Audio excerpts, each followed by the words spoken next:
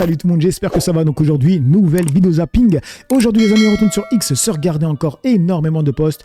Comme d'habitude, on ne perd pas de temps, petit like pour la force, petit commentaire pour le référencement. Let's go, on commence avec la première séquence insolite, si on peut dire, qui nous vient de 75 secondes. Et là, je vous entends déjà me dire, on s'en fout de Maeva Genam. Les amis, je le répète, c'est une chaîne zapping. Donc je parle d'énormément de choses, que ce soit l'actualité, des choses marrantes, des choses un peu moins marrantes, des choses futiles, comme Maeva Genam. Voilà. Si ça vous plaît pas, Maeva Genam, vous switchez. Je mets des timecodes juste pour ça, les mecs. D'accord? Bref, donc c'est marqué l'influenceuse Maeva Genam, mariée. Il m'a doté, elle dit. Et pas une petite dot, une dot à 6 chiffres. Ça a été un homme. Et moi, je lui ai dit, je veux un gros diamant. Je vous ai pas dit aussi. Il m'a doté. Et pas une petite dot. Une dot à 6 chiffres. Ah ouais, vraiment, ça a été un homme.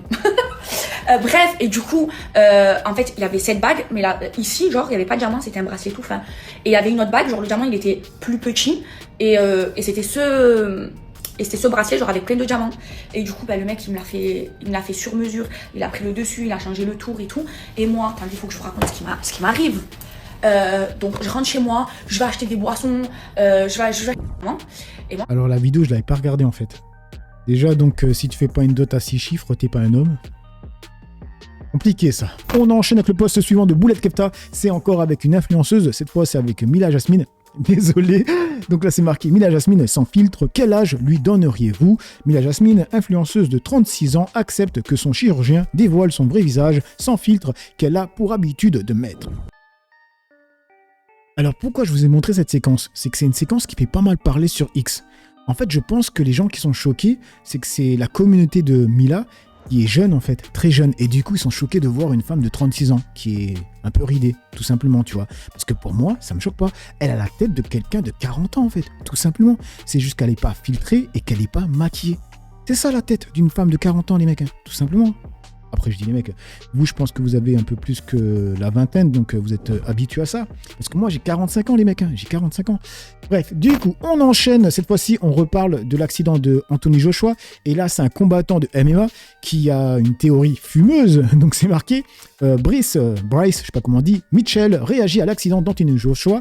Il dit, si tu ne laisses pas Jake Paul gagner, il te tuera 9 jours plus tard, ou il tuera tes meilleurs amis, pardon. Quelqu'un va mourir si tu ne le laisses pas gagner. Sérieusement, les mecs, il y a des gens qui croient en ça? If you don't let Jake Paul win, he's gonna kill you 9 days later. Or just kill your 2 best friends. But somebody's gonna die if you don't let him win. Ouais, il a clairement vrillé celui-là. Et du coup, ça continue avec Anthony Joshua. Donc là, on peut voir la voiture dans quel état elle est.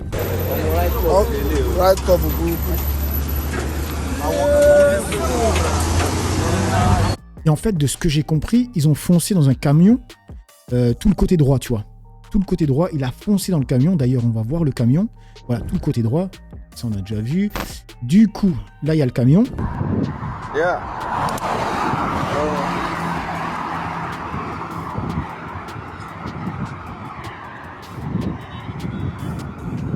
Donc moi, quand je vois ça, de ce que je comprends, c'est que le camion a dû piler, il a dû s'arrêter, et la voiture est venue par derrière, et tout simplement, elle a foncé dans le côté gauche, avec son côté droit, tu vois.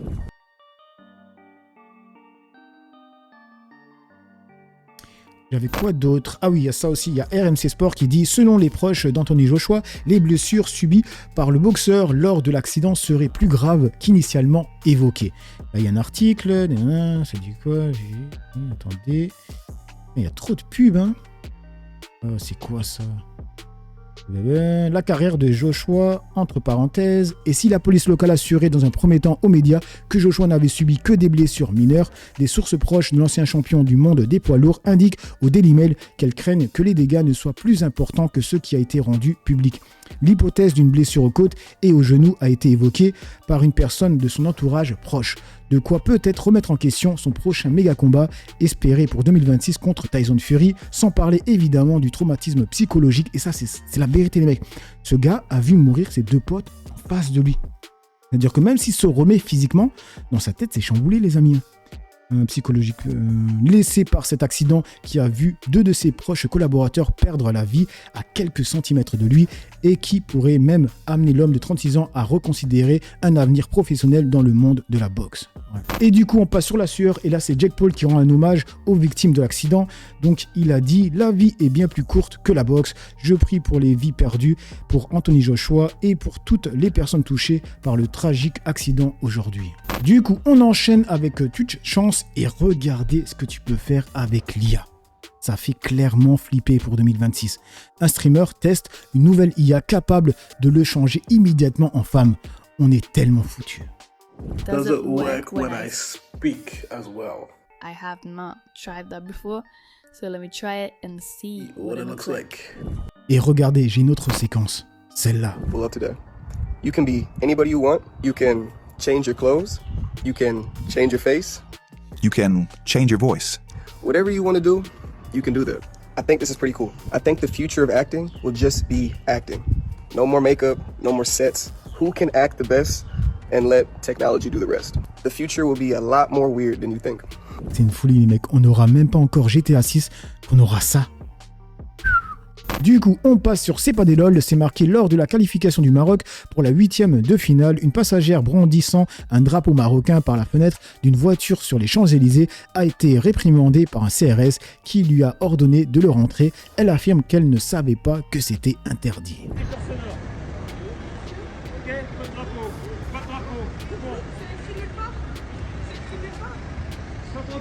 Il n'y a pas de souci.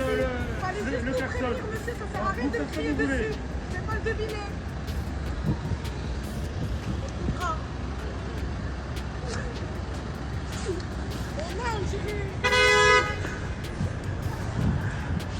Vous avez vu en direct ou pas? Je vous montre en direct. Ah ouais, ça rigole pas ce soir.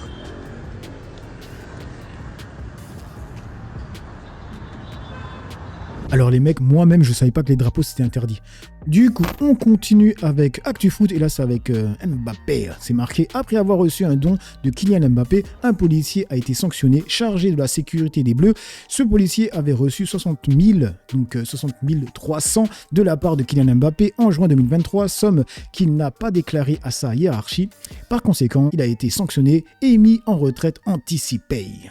On enchaîne avec Trump, le Parisien. Ça devrait être un scandale d'État. Donald Trump et sa coûteuse passion du golf. Et du coup, il y a, c'est qui? John DeLorean qui répond avec ça, alors que l'affaire des pièces jaunes avec Brigitte Macron, c'est passé crème. Alerte info, selon le Canard enchaîné, Brigitte Macron aurait fait verser 2 millions d'euros issus des pièces jaunes à l'association Yves Enfance entre 2022 et 2025, dirigée par une bonne amie à elle. La somme paraît généreuse, mais un problème majeur se pose. On ne peut pas voir la suite. Du coup, on enchaîne avec Sirène, c'est marqué Flash, il faut envoyer l'armée dans les cités, réclame le journaliste Redouane Kourak. Nos ministres disent pourtant le contraire. Gérald Darmanin a dernièrement déclaré qu'on allait gagner cette guerre justement contre le narcotrafic. Redouane Kourak, les narcotrafiquants, on le voit, sont clairement passés à l'étape supérieure. Ça veut dire que l'État aussi doit passer la seconde et que la réponse doit être plus forte. Mais je crois que Gérald Darmanin est sincère. Malheureusement, aujourd'hui, il n'a plus les moyens d'agir. Gérald Darmanin parle de narcoterrorisme, pas de narcotrafic. Et là, c'est du terrorisme. C'est des gens qui ont des kalachnikovs, des armes lourdes. Et on parle de la police. Mais les policiers font en réalité ce qu'on leur demande d'exécuter. Ils sont impuissants. Les policiers arrivent avec leurs petits pistolets, leurs 9 mm. Ils se retrouvent face à des gens qui ont des armes lourdes. Ils ne peuvent pas faire l'affaire face à ça. Il n'y a que l'armée qui peut régler ce problème. Thomas le soulignait tout à l'heure. Il y a un risque aujourd'hui d'être qualifié de Boukele ou d'être qualifié de dictateur si l'État venait intervenir dans ces quartiers. Mais c'est peut-être aussi la solution.